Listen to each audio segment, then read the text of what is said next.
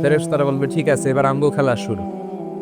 ফায়ুতরাখু বিমাতারিকা মিন হাদিদ, লোহার হাতুড়ি দিয়ে এবার ওর পিটানো শুরু হয়। পিটাতে পিটাতে ওর গায়ের গোশত আর মাসেলগুলো থেতলে ফেলা হয়। ইয়ুকালু লিল আরদি ইলতাইমি, জমিনকে বলা হবে চাপ দাও। ফাতাফতালিফা আদলাউ, আহা ওয়াল আয়াযু বিল্লাহ। কবরের এক পাশের মাটি আরেক পাশের মাটি এমন ভাবে চাপ দিবে, ডান পাশের পাঁজরের হাড় বাম দিকে ঢুকে যাবে, বাম দিকের হাড্ডি ডান পাশে এসে যাবে। ওর চিৎকারে পুরো কবরস্থানটা থারথার করে কাঁপবে। ওরে বাঁচানোর তখন কেউ থাকবে না। ওর ক্ষমতা, ওর দাপট, ওর হুঙ্কার, ওর অহংকার ওরে বাঁচাতে পারবে না। চিল্লায় বলেন ঠিক কি না? হাত্তা সা, কিয়ামত পর্যন্ত, কিয়ামত পর্যন্ত এই দুর্বিষহ জীবন সময় তার কাটতেই থাকবে। আল্লাহ কবরের এই আযাব থেকে তুমি আমাদেরকে বাঁচাও। সূরাতুল মুলক যারা নিয়মিত তেলাওয়াত করবে, আল্লাহর মেহেরবানিতে তাদের কবরে কোনো আযাব হবে না। করতে রাজি আছেন? কথা কয় না। করতে রাজি আছেন সবাই? বিষ্ণুই বললেন এখানেই শেষ নয়, আরো আছে। শাফাআত লি সাহিবিহা, এই সূরাটা কিয়ামতের দিন এই সূরা যে তেলাওয়াত করবে তার পক্ষে সুপারিশ করবে। কোরআন যদি আপনার বিপক্ষে আল্লাহর কাছে নালিশ করে, আপনার বাঁচার কোনো উপায় আছে? আপনার পীর সাহেব আপনারে বাঁচাইতে পারবে? তাইলে আপনার দলের নেতা, কথা কন, কেউ বাঁচাইতে পারবে আপনারে?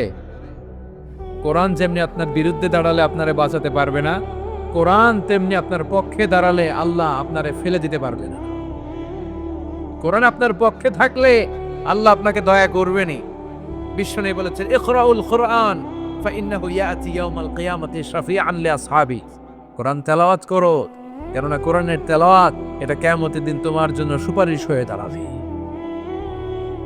এজন্য বিষ্ণু বললেন যে ব্যক্তি সূরাতুল মুলক নিয়মিত তেলাওয়াত করবে, এই সূরাটা কিয়ামতের দিন ওই তেলাওয়াতকারীর জন্য আল্লাহর কাছে সুপারিশ করবে। এখানেই শেষ নয়।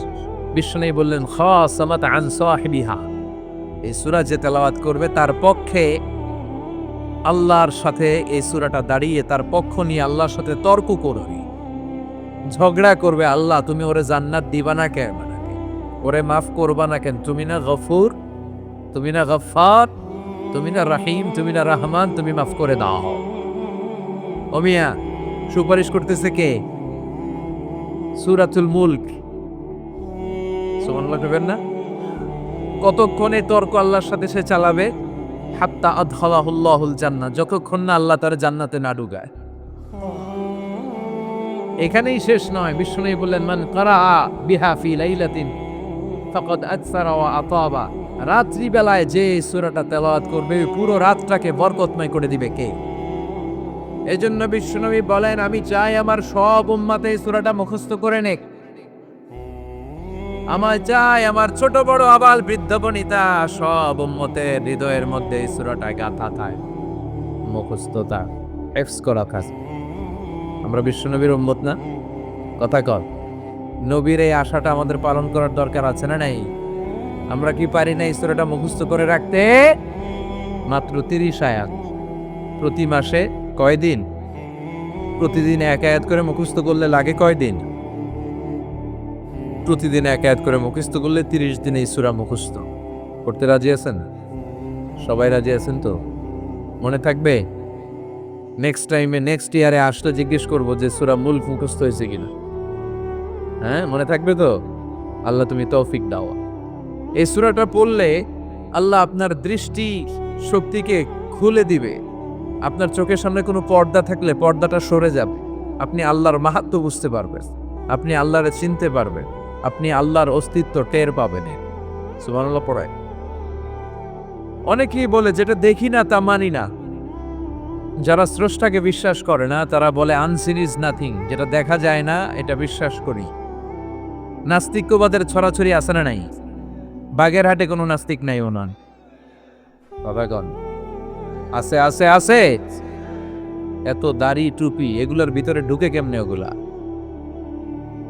পিছনে পিছনে থাকে, এগুলা আজীবন পিছনে পিছনে থাকবে। কথা বলে। ইয়াং যুবক যারা আছো তোমরা একটা বই পড়বে, প্যারাডক্সিক্যাল সাজিল। একটা বই আছে বাজারে, নাস্তিকদের বিভিন্ন প্রশ্নের জবাব। এই বইয়ের লেখক খুব ভালো করে ওই বইতে তিনি তুলে ধরেছেন। লেখকের নাম আরিফ আজাদ। এটা পড়লে শিক্ষিত যারা, তাদের মনের মধ্যে এই ঘুরপাক করা প্রশ্নগুলোর উত্তর তারা পেয়ে যান। বইয়ের নাম প্যারাডক্সিক্যাল সাজি, আরিফ আজাদের লেখা। তো তার পাশাপাশি এই সূরাটা পড়লেও আমরা জানতে পারবো, কারণ এই সূরাটা হচ্ছে দি সূরা is an eye opener for us all. আমাদের সবার চোখ খুলে দিবে এই সূরাটা। আমাদের ঘুমন্ত বিবেককে জাগিয়ে তুলবে এই সূরাটা। যারা বলে যে স্রষ্টাকে দেখা যায় না, তাদের জন্য এই সূরাটা একটা মেডিসিন। আল্লাহ কেমন যেন এই সূরায় বলতে চায়, ওপেন ইউর আই, তুমি তোমার চোখ খোলো না একটু। You must find your god, তুমি তোমার আল্লাহরে খুঁজে পাবা। আপনি আকাশের দিকে তাকান, বাতাসের দিকে তাকান, জমিনের দিকে তাকান, আল্লাহরে খুঁজে পাবেন। সাইয়েদনা ইব্রাহিম তারার দিকে তাকালেন, বললেন মনে হয় এটাই আমার রব। পরে দেখে তারা নাই, কয় না না, আমার রব তো আমার ছেড়ে চলে যেতে পারত না। সাইয়েদনা ইব্রাহিম চাঁদ দেখলেন, পূর্ণিমার চাঁদ দেখে ভাবলেন তাহলে এটা তো তারার চেয়েও বড়, মনে হয় এটা আমার রব। পরে দেখলেন চাঁদও নাই। সাইয়েদনা ইব্রাহিম কয় আমিও আপনার লগে নাই। এরপরে সূর্য উঠলো, গগন বিদারী সূর্য পুরো জমিনটারে আলোকিত করে ফেললো। উনি বললেন হাদা আকবার, সূর্য অনেক বড়, তাহলে এটা আমার রব। পরে বিকেলবেলা যখন সূর্য ডুবে যায়, সাইয়েদনা ইব্রাহিম কয় না, আমার রব তো আমার ছেড়ে কোথাও চলে যেতে পারে। তখন তিনি চিন্তা গবেষণার মধ্য দিয়ে মহাসত্যের খোঁজ পেলেন। সুবহানাল্লাহ পড়েন। মহাসত্য হচ্ছেন একজন, চিৎকার করে বলতে হবে তিনি কে? সে আল্লাহ বলে, গোলাম, আমার অস্তিত্ব অনুভব করার জন্য তোমাকে ডজন ডজন বই পড়া লাগবে না, ডক্টরের ডিগ্রি লাগবে না। তুমি আমার সৃষ্টি করা এ বসুন্ধরার দিকে তাকাও, এ গাছপালা নেয়ামত রাজির দিকে নজর বুলিয়ে তাকাও। তুমি সাগর দেখো, তুমি পাহাড় দেখো, তুমি ঝর্ণা দেখো। ঝর্ণার কলো কলো আওয়াজের ভেতরে আমি আল্লাহরে খুঁজে পাওয়া। কথা কন, ঝর্ণা দেখছেন কেউ কোনো দিন? বাগেরহাটে আছে? কোথায় যেয়ে দেখছেন?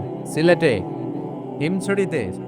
আহা, ঝর্ণার সামনে দাঁড়ালে বোঝাই যায় একজন এটাকে নিয়ন্ত্রণ করছে। একজন আছে, একজন থাকা লাগবে, একজন থাকা চাই, যাকে ছাড়া মহাবিশ্ব এত সুন্দরভাবে চলতে পারে না। সাগরের দিকে তাকান। কক্সবাজারে গেছেন আপনারা? আহা, কি ক্ষুদ্র আমি, কি তুচ্ছ আমি, কি নগণ্য আমি। যখন আমার অলমোস্ট প্রতি সপ্তাহে কক্সবাজারে ফ্লাইট থাকে, আমার কক্সবাজারে অনেক প্রোগ্রাম থাকলে আমি বিকেলে আগে সাগরের সামনে চলে যাই, নিজে যে কত ছোট এটা দেখার জন্য। দেখেন বঙ্গোপসাগরের সামনে দাঁড়ালে আয়রে নিজেরে কি ইয়াতিম লাগে, কি ছোট্ট আমি, কি সাগরের তর্জন দর্জ। হিমছড়িতে যখন যাই, সিলেটের মাধবকুণ্ডে যখন যাই, মালয়েশিয়াতে মাঝে মাঝে যাই, ক্যামেরন হাইল্যান্ডে কিছু ওয়াটারফল আছে। আল্লাহু আকবার, এই ঝর্ণার আওয়াজের মধ্যে মনে হয় যেন আল্লাহর জিকির শোনা যায়, ঠিক কিনা? ঝর্ণা ঝর্ণা ঝর্ণা রে, বলনা বলনা বলনা রে, কার বিরহে পাগল পাড়া তুই, কার মিলানে ফুল ফসলে ভরার তোর দুকুল বই, কার মিলানে ফুল ফসলে ভরার তোর দুকুল বই। ঝর্ণা ঝর্ণা ঝর্ণা রে, বলনা বলনা বলনা রে, কার বিরহে পাগল পাড়া তুই। সুবহানাল্লাহ পড়ে। ঝর্ণার দিকে তাকালে, আকাশের দিকে তাকালে, বাতাসের দিকে তাকালে আকাশের রব, আল্লাহর অস্তিত্ব সেখানে আছে না নাই? চিল্লায় বলেন আছে না নাই? এই জন্য নাস্তিকদের যুক্তিগুলো খোড়া যুক্তি। তারা বলে আনসিন ইজ নাথিং, যেটা দেখি না ওইটা মানি না। এরকম কিছু গাধা আছে না নাই? হাদারাম, উল্লুকা পাঠা, যেটা দেখি না ওইটা মানি না। আচ্ছা বলেন তো, আমরা কোনোদিন আমেরিকা দেখছি সরাসরি? কথা কয় না। টিভিতে দেখছি, বইতে দেখছি আমেরিকার ছবি, কিন্তু সরাসরি এটা আমেরিকা দেখছি? তাই বলে আমরা আমেরিকা মানি না? কথা বলেন। নাস্তিক যারা কথা বলে এরা বাতাস দেখতে পায়? উত্তর দেন, বাতাস দেখা যায়? তো নাস্তিকের যারা দল, নাস্তিকের গোষ্ঠী, ওরা কি বাতাসকে মানে না? Why do you believe on that? Why do you believe on air in the atmosphere? বায়ুমণ্ডলে যে বাতাস আছে এটা কেন মানো? বাতাস তো দেখো। কে কারো যখন মাইগ্রেনের পেইন হয় মাথায়, আমার প্রচন্ড ব্যথা, আপনারা কি দেখতে পাচ্ছেন ব্যথাটা? কিন্তু মাথায় যে ব্যথা হয় এটা আপনারা মানেন না, নাস্তিকেরা মানে না। তাহলে ওদের যুক্তির কোনো গ্রাউন্ড আছে? কোনো গ্রাউন্ড নাই। যেটা দেখা যায় না এটা নাকি ওরা বিশ্বাস করে না। আল্লাহ বলেন সৃষ্টির দিকে তাকা, নজর করে দেখ, আমি আল্লাহর নিদর্শন আছে। সুবহানাল্লাহ পড়ে, আল্লাহু আকবার। এজন্য নাস্তিকদের সাথে ওয়াজাদিলহুম বিল্লাতি ইয়া আহসান, হিকমতের সাথে কথা বলতে হবে। প্রজ্ঞার সাথে যদি আপনি একটা ভ্যালিড গ্রাউন্ড উপস্থাপন করতে পারেন, নাস্তিকরা আপনার সামনে দাঁড়াতে পারবে না। চিল্লায় বলেন ঠিক কিনা? এই নাস্তিকদের জন্য অনেক দিক নির্দেশনা, ডোজ, মেডিসিন আল্লাহ সূরার ভেতরে দিয়েছে। সূরাটার নাম সবাই বলতে হবে। সবাই বলেন, সবাই কইছেন? সূরার নাম সূরা মুল্ক। চিল্লায় বলেন কি নাম? সূরাতুল মুল্ক।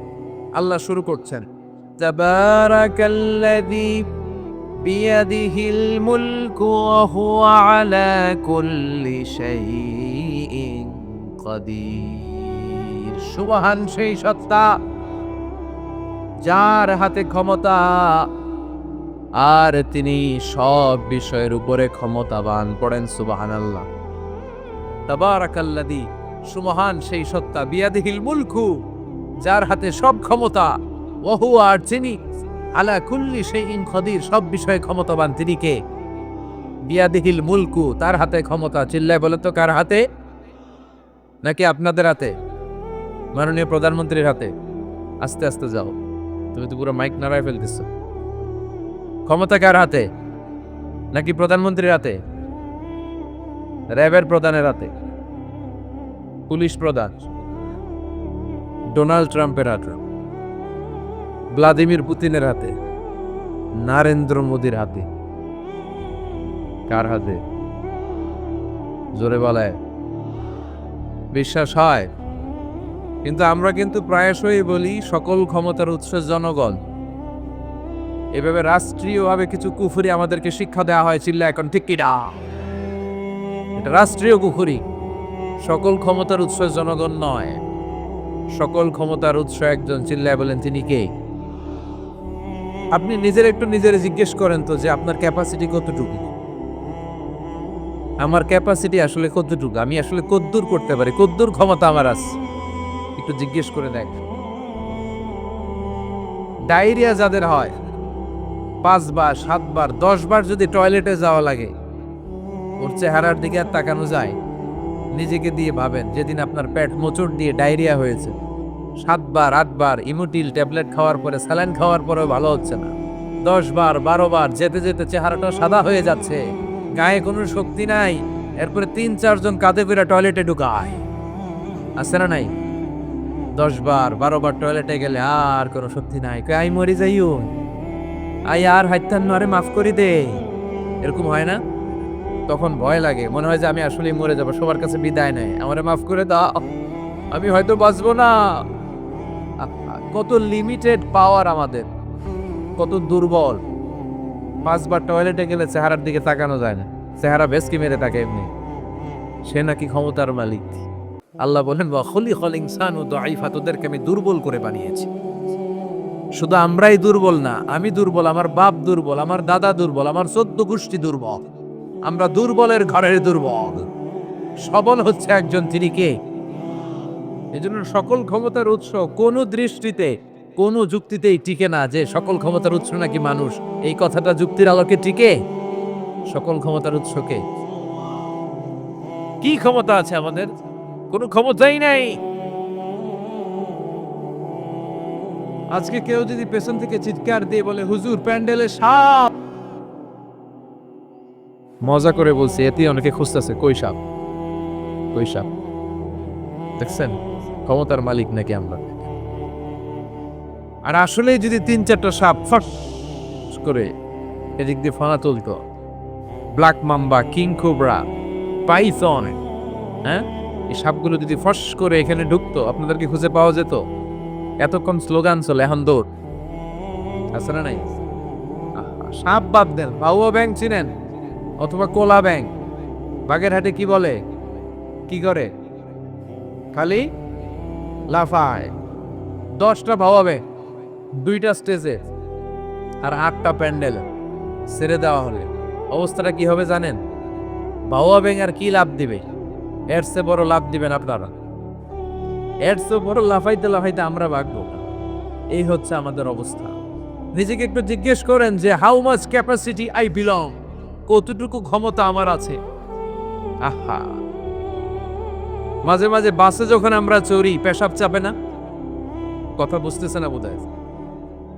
আমরা বাসে করে সফরে যাচ্ছি, পেশাব চাপে না? চাপে।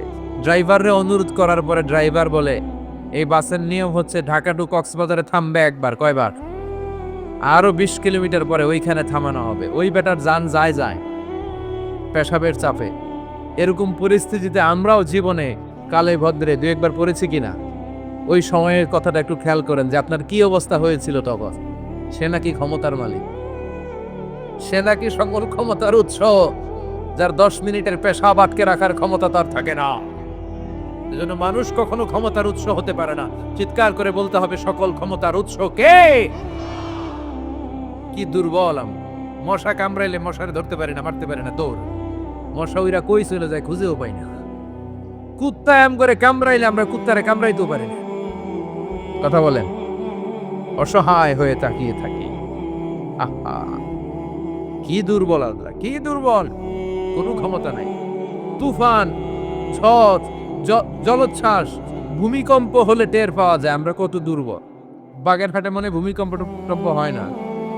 হয়। মাঝে মাঝে মাঝরাতে 3টায় 4টায় ভূমিকম্প হয় না? লোকজন দৌড়, কেউ লুঙ্গি সহ দৌড়, কেউ লুঙ্গি থুইয়া দৌড়। কারণ আগে যান বাঁচাতে হবে, এটা ফরজ।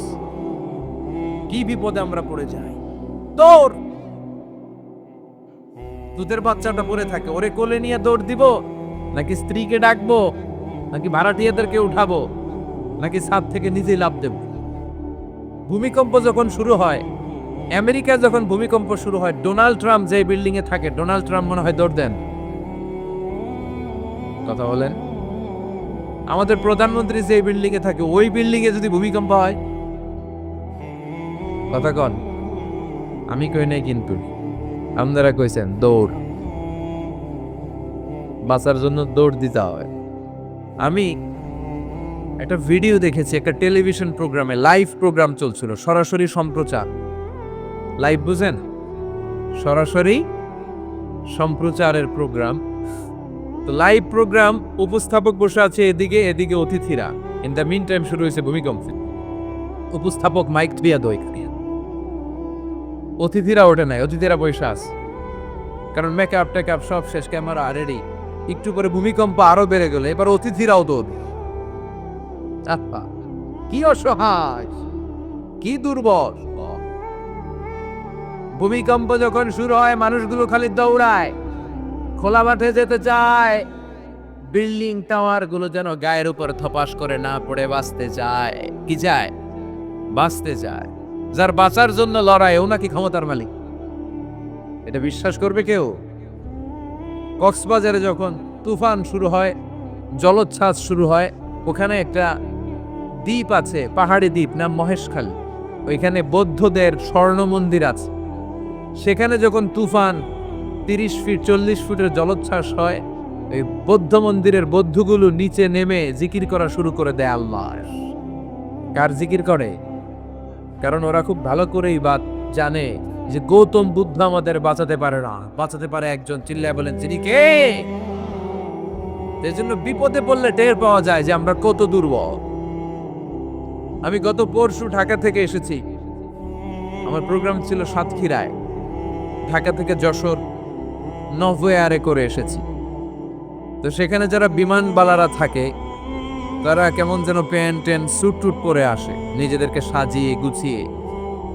এই বিমানবালাগুলো লিপস্টিক মেখে নিজেকে মেকআপ করে প্রদর্শন করে, কারণ তাদের সৌন্দর্যটাই হচ্ছে এখানে আসল জিনিস। সৌন্দর্য না থাকলে এদেরকে এয়ার হোস্টেস বানায় না। আমরা সিটে বসলাম, ইনস্ট্রাকশন দিল বিমানটা এখন টেক অফ করবে।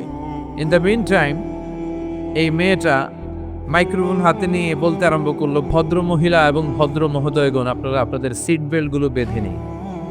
এখনই আমাদের উড়োজাহাজটি শাহজালাল আন্তর্জাতিক বিমানবন্দর থেকে 14,000 ফিট উপর দিয়ে যশোর বিমানবন্দরে উদ্দেশ্যে ছুটবে। আল্লাহ আকবার, আল্লাহ আকবার, আল্লাহ আকবার। তো আমি ঘাড় ঘুরে তাকাইলাম, আর কি রে আল্লাহ আকবার বলে কেনা?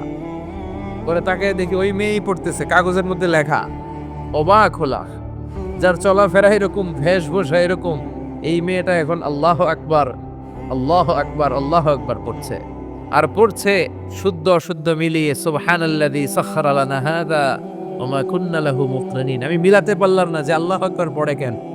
পরক্ষণে আমি বুঝলাম যে এইমাত্র বিমানটা গ্রাউন্ড ছেড়ে দিয়ে 14,000 ফিট উপরে উঠে যাবে। ওদের সবার খুব ভালো করেই জানা ওই 14,000 ফিট উপরে আকাশের মাঝে আমাদেরকে বাঁচানোর কেউ নাই। কেউ আমাদেরকে, পুলিশ আমারে বাঁচাতে পারবে না, এয়ারলাইন্সের ম্যানেজার আমারে বাঁচাতে পারবে না, কোনো সিকিউরিটি আমারে বাঁচাতে পারবে না, ফায়ার সার্ভিসের ওরা আমাকে বাঁচাতে পারবে না। ওই 14,000 ফিট উপর থেকে আমারে বাঁচাতে পারে একজন, চিল্লায় বলেন যিনি কে। এটা খুব ভালো করে জানে, হিসাবটা খুব সহজ। এজন্য ওঠার আগে আল্লাহু আকবার লাগে, আর নিচে নামলেই দুম্মা চলে দুম। আছে না নাই? নিচে নামলেই কুছ কুছ হতা হ্যায়। কথা বলেন, বিমান থেকে নামলেই কুছ কুছ হতা হ্যায়। আর বিমানে ওঠার সময় আল্লাহু আকবার, আল্লাহু আকবার। কি অবস্থা আমাদের, কতটুকু ক্ষমতার মালিক। আসলে আমাদেরকে আল্লাহ তেমন কোনো ক্ষমতাই দেয় নাই, ক্ষমতার মালিককে।